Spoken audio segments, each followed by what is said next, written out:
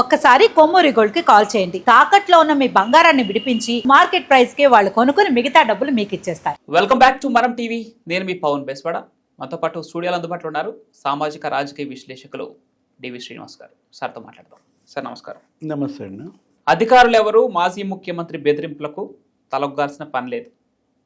Deputy CM భరోసా కల్పిస్తున్నారు. అదేవిధంగా జగన్మోహన్ రెడ్డికి హెచ్చరిక కూడా జారీ చేస్తున్నారు. మరి పార్టీ ప్రతి కార్యకర్తకి ఒక హెచ్చరికనిస్తున్నారు. అంటే అధికారులు ఎవరు తలగ్గాల్సిన పనులేని చెప్పేసి చెప్తున్నారు. ఎందుకంటే భయభ్రాంతులకు గురి చేస్తున్నారు కాబట్టి. సప్త సముద్రాల అవతలున్నా కూడా మిమ్మల్ని వదిలిపెట్టమని గతంలో జగన్మోహన్ రెడ్డి చేసినటువంటి వ్యాఖ్యలే దీనికి సాక్ష్యం. సో డిప్యూటీ సీఎం చేసినటువంటి ఆ హెచ్చరికను ఏ విధంగా చూడాలి? అంటే కూటమి ప్రభుత్వం ఆంధ్రప్రదేశ్లో 1 year అయిన సందర్భంగా నిన్న సుపరిపాలన, స్వర్ణాంధ్ర, తొలి అడుగు అంటూ వాళ్ళు పెట్టుకున్నటువంటి సభలో మాట్లాడుతూ తొక్కి నారదీస్తామన్నారు, తొక్కి పడేస్తామని వాళ్ళు అంటున్నారు. జగన్మోహన్ రెడ్డి పర్యటనలో పెడుతున్నటువంటి ఆ ఫ్లెక్సీలు కనుక చూసినట్లయితే ఏదో రప్ప నరికేస్తామని చెప్పి, లేకపోతే తొక్కి పడేస్తాం, రాజ్యారెడ్డి రాజ్యాంగం పల్నాడు నుంచే ఆరంభం, అన్నొస్తున్నాడు, అంతూ చూస్తాడు, ఈ విధమైనటువంటి ఆ రెచ్చగొట్టేటటువంటి యువతను పెడదారి పట్టించేటటువంటి ఒక ఉన్మాద ఫ్లెక్సీలు, ఉన్మాద వ్యాఖ్యలు. ఆ ఫ్లెక్సీలు వాళ్ళు పెట్టడమేమో కానీ నిజంగానే కొన్ని చోట్ల కొంతమంది యువకులు చేరడం, వాళ్ళేంటి ఏదో జగన్మోహన్ రెడ్డి ఫోటోల దగ్గర ఒక వేటని బలి ఇవ్వడం, ఆ కొడవళ్లతో మళ్ళీ రప్ప అంటూ వాళ్ళు డ్యాన్సులు. అంటే ఉన్మాదం ఇక అసలు తలకెక్కుతోంది, ఏ స్థాయికి చేరుతోంది. అదే అంటోంది ఇవాళ. మరి పవన్ కళ్యాణ్ మాట్లాడుతూ ఒకటే మాట అన్నాడు, రౌడీయిజం, అరాచక శక్తులు, వీటినే అడ్డం పెట్టుకుని జగన్మోహన్ రెడ్డి మళ్ళా తన బలాన్ని చూపాలని చూస్తున్నాడు, బల ప్రదర్శన చేస్తున్నాడు. నిన్న చూసాం మనం, ఏది వాళ్ళు తొక్కి పడేస్తామన్న ఫ్లెక్సీలేమో కానీ నిజంగానే తొక్కి పడేశారు. గుంటూరు ఏటుకూరు రోడ్డు దగ్గర జగన్మోహన్ రెడ్డి కాన్వాయ్ ఆయన కారు కిందే సింగయ్య తల తొక్కారు. మరి తీసి పక్కన డివైడర్ల మీద పడేసి వెళ్ళిపోయారు. అందుకే అంటున్నాడు ఏమని, తొక్కి పడేస్తామని మీరు కనుక ఫ్లెక్సీలు పెడితే తొక్కి నారదీస్తామంటున్నాడు. అంటే తొక్కి పడేస్తే వచ్చే పెయిన్ కన్నా నారదీస్తే ఆ పెయిన్ మరీ ఎక్కువ ఉంటుంది. అంటే ఏంటి, తోలు తీస్తానంటున్నాడు. నారదీస్తానంటే నార అంటే అది వేరు, అది చెట్లకి మొక్కలకి ఉంటుంది నార, అది తీస్తారు. మనకుండే నార తోలు, తోలు తీస్తాను, తోలు వలిచేస్తాననే మాట అన్నాడు అనమాట. అదే కాదు, ఇంకో మాట కూడా ఏమన్నారు, తాటాకు చప్పుళ్ళకి భయపడేది లేదన్నాడు. అంటే తాటాకులు ఎవరు? తాటాకు చప్పుళ్ళకి భయపడేది లేదంటే మరీ చులకం చేశాడు వైసీపీ వాళ్ళని తాటాకుల కింద జమ కట్టాడు అనమాట.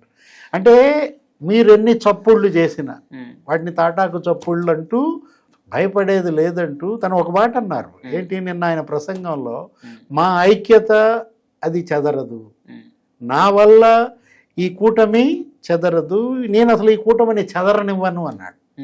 అంటే శక్తి సినిమా ఏదో చూసా మధ్య, ఎప్పుడు పాతది, జూనియర్ ఎన్టీఆర్ ఎవరు ఉంటారు, అక్కడ ఏదో శక్తి పీఠాలే ఉంటాయి, ఆ పీఠాలకు నేనే రక్షకుడిని అంటాడు. ఎవరు? జూనియర్ ఎన్టీఆర్. అట్లాగే ఇప్పుడు ఈ కూటమి పీఠానికి రక్షకుడు అవతారమా? ఎవరు? పవన్ కళ్యాణ్. అటు ఆ మోడీ 3.0కి రక్షకుడు ఆయనే, లేకపోతే ఇక్కడ ఈ చంద్రబాబు 4.0కి రక్షకుడు ఆయనేనా? అంటే కూటమి పీఠ రక్షకుడిగా ఇవాళ పవన్ కళ్యాణ్ ఏమంటున్నాడు, మరో 15 ఏళ్ళు ఈ ప్రభుత్వమే ఉంటుందన్నాడు.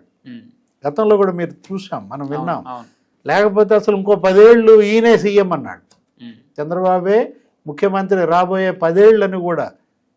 అంటే ఒక ఐఎస్ఐ స్టాంపు లాగా.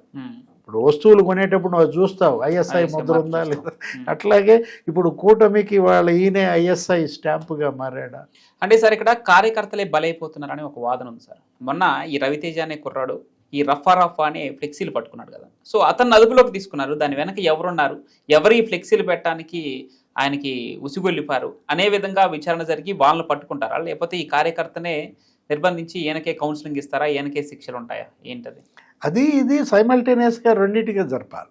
ఇప్పుడు ఆయన మాట్లాడింది పవన్ కళ్యాణ్ అదే, అధికారులకు నేను భరోసా ఇస్తున్నాను, అతను మళ్ళీ వస్తాడు అని ఏమైనా భయపడుతున్నారేమో, అతను రానివ్వని అంటూ పవన్ కళ్యాణ్ ఏది చట్టం ఏం చెప్తాను, మీకు పీనల్ కోడ్ ఏం చెప్తోంది, భారత న్యాయ శిక్షా స్మృతి, ఆ న్యాయ సంహిత బిఎన్ఎస్ ఏం చెప్తోంది, వాటిని చూచా తప్పకుండా అమలు చేయండి. శాంతి భద్రతల విషయంలో రాజీ పడే ప్రసక్తే లేదంటూ అదొక దిశానిర్దేశం. ఏది ఆంధ్రప్రదేశ్ పోలీస్కి, హోమ్ మినిస్టర్కి. ఇవాళ చంద్రబాబు ప్రభుత్వం మనం చూసాం, ఏది జగన్మోహన్ రెడ్డిని ఏదో వదిలేస్తున్నాడు, ఆయన పర్యటనలు అసలు కట్టడి చేయలేకపోతున్నారు. అంటే ప్రభుత్వం చెప్పేది ఇతను బేఖాతరు చేస్తున్నాడు అనేది ప్రజల్లోకి వెళ్ళటంలో వాళ్ళు కట్టడి చేయలేకపోతున్నారు అంటున్నారు. అంటే దానికి కొంత బలాన్ని చేకూర్చడం కూడా మొన్న చంద్రబాబు నాయుడు గారు కొన్ని కామెంట్స్ చేశారు కదా, అంటే నన్ను అరెస్ట్ చేసి జైల్లో పెట్టారని చెప్పి జగన్ కూడా అరెస్ట్ చేయాలంటే ఎలా కుదురుతుందని చెప్పేసి చంద్రబాబు నాయుడు గారు అన్నారు. దర్యాప్తు సంస్థలు ఉంటాయి, లేకపోతే కోర్టులు ఉంటాయి, ఎవరి పని వాళ్ళు చేసుకుపోవాలి. ప్రభుత్వ పని ప్రభుత్వం చేస్తుంది, పోలీస్ పని పోలీస్ చేస్తుంది. ఇప్పుడు సిట్ లేకపోతే విజిలెన్స్, ఏసీబీ, సిబిఐ, ఈడీ ఇవన్నీ ఉన్నాయి కదా ఏజెన్సీలు, వాటి పని అవి చేస్తుంటాయి. న్యాయస్థానాలు వాటి తీర్పులు అవి ఇస్తుంటాయి అన్నమాట. ఇక్కడ ఇష్యూ ఏంటంటే జగన్మోహన్ రెడ్డి ఆయన భయపడుతున్నాడా, తన భయాన్ని ఈ బల ప్రదర్శన ద్వారా కప్పెట్టాలని చూస్తున్నాడా? ఎందుకంటే తెనాలి మనం చూసాం, అక్కడ ఏది ఆ గంజాయి గ్యాంగ్ ఏదో ఉంది, అక్కడ వాళ్ళని ఏదో కొట్టినట్టున్నారు పోలీసులు రోడ్డు పైన, వాళ్ళని పరామర్శకి వెళ్ళడం అంటే గంజాయి మాఫియాకి నేను అండగా ఉన్నాను అని సంకేతం పంపటమా? లేకపోతే నిన్న మనం చూసాం పొదిలి, అక్కడేదో రైతులను ఊరడించడానికి వెళ్ళి అక్కడ మొత్తం యార్డ్ అంతా తొక్కి పడేశారు, ఆ బేళ్లన్నీ తొక్కి పడేశారు. అదే ఆ రప్ప అక్కడదే అనుకుంటా, ఆ ఫ్లెక్సీలు. అంటే ఒక ఉన్మాదం కనపడుతుంది. ఏది గతంలో అధికారంలో ఉన్నప్పుడు అదే ఉన్మాదం, ప్రజలు తిరగబడ్డారు, ఆ ఉన్మాదాన్ని ఓడించారు. ఇప్పటికీ ఆయనలో మార్పు లేకపోగా ఈ ఉన్మాదం ద్వారానే మళ్ళా గెలవాలనే. ఎందుకంటే అసలు గెలవాలంటే సమీప భవిష్యత్తులో నీకు ఎన్నికలేం లేవు, 4 ఏళ్ళు ఈ ప్రభుత్వమే ఉంటుంది. జగన్మోహన్ రెడ్డిని నమ్మి మీరన్నట్టుగా ఈ కార్యకర్తలు, ఈ యువత వీళ్ళు ఇలాంటి గనక చేసినట్లయితే వాళ్ళు బలవుతున్నారు.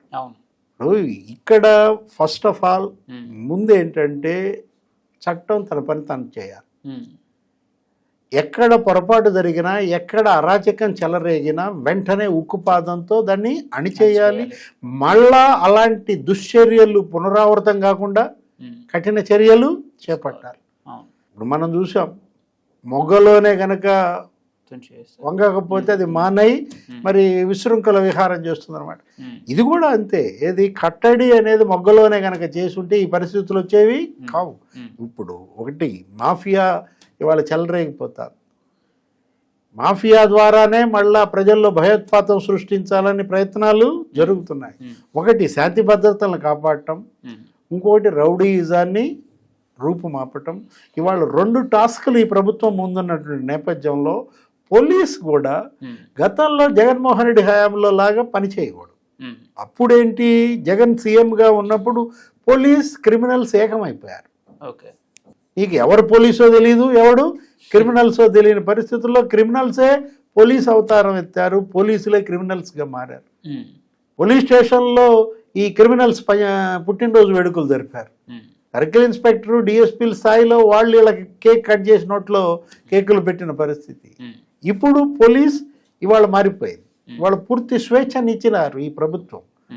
అది ఏ పార్టీ వాడైనా, తెలుగుదేశం వాడైనా, జనసేన అయినా తప్పు చేస్తే అరెస్ట్ చేయమని వీళ్ళకి పూర్తి స్వేచ్ఛని ఇచ్చినప్పుడు వాళ్ళ బాధ్యతగా పనిచేయాలి. జగన్మోహన్ రెడ్డి ఇప్పుడు ఏం చేస్తున్నాడు, ప్లేట్ ఫిరాయించాడు. ఇప్పుడు అధికారం పోగానే ఆయన ఏం చేశాడు, ఇప్పుడు పార్టీయే క్రిమినల్సే పార్టీగా మార్చాడు. పార్టీ లీడర్స్కి క్రిమినల్స్కి తేడా లేకుండా పోయింది, గీత జరిపేశారు. అంటే అక్కడ క్రైమే, ఇక్కడ క్రైమే. ఆయన ఏంటి, అతని పైన అనేక కేసులు ఉన్నాయి, సిబిఐ, ఈడీ 32 కేసులు ఉన్నాయి. జైలుకి వెళ్ళి వచ్చాడు 16 నెలలు. అంటే నేనొక్కడనే తప్పు చేశా, నేనొక్కడనే దోషిగా ఉంటే ఎలా అంటూ సమాజం మొత్తాన్ని దోషిగా మారుస్తున్నాడు.